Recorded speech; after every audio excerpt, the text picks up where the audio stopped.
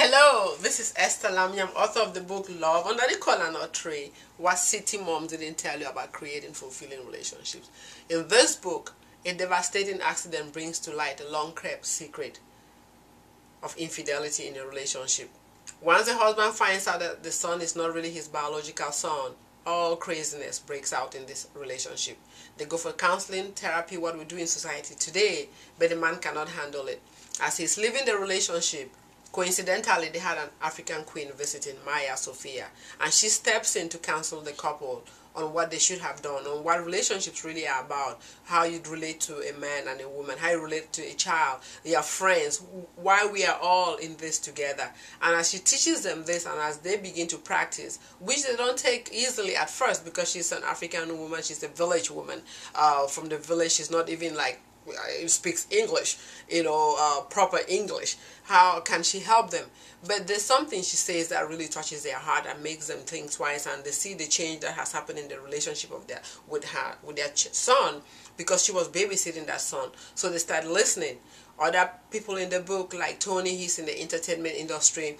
Even when he's in an intimate relationship with a woman, he still feels lonely. And the Maya starts teaching him what is really happening. There is Solace. Solace has 3 kids by 3 different men, all very rich people. She's discovered that in this society, if you have a child with somebody, whether you drug them or not, they're going to pay for the child. And she finds the richest people in the environment to have babies with them. So that's money in the bank for her. But is she truly happy?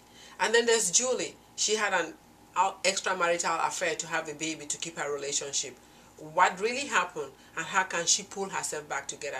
Then there's Maria telling the story. She's just giving up on men. The Maya is her aunt, and Maria can't hold a relationship. So how does she begin to recognize her own issues and what she brings to the table? Because the relationships might change, but she's still the same Maria. So what is she bringing to the table that she's not willing to recognize? And there's Rose. She owns her own law firm. She's a lawyer and she has a degree in divinity and other minors. But she's not even dating anymore. She stopped dating any man called Michael, because Michaels have really played her left and right. So how does she begin to realize how to pull relationships together?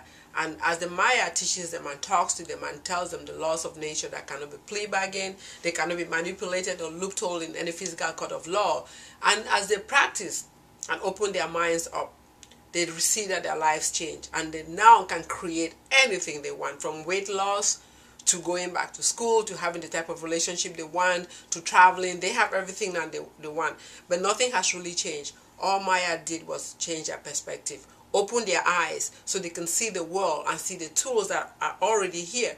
The laws of nature work for everybody in all dimensions, in north, east, south, or west. It doesn't matter whether you're the president, it doesn't matter whether you're a pastor, it doesn't matter whether you work on the street or wherever. We all have access to these laws, and these laws work once you know them. That's why some people read self-help books and they try tools like The Secret and they cannot succeed, because there are laws that sometimes you have to put these laws into place. There are prerequisites. You have to use them first before you create.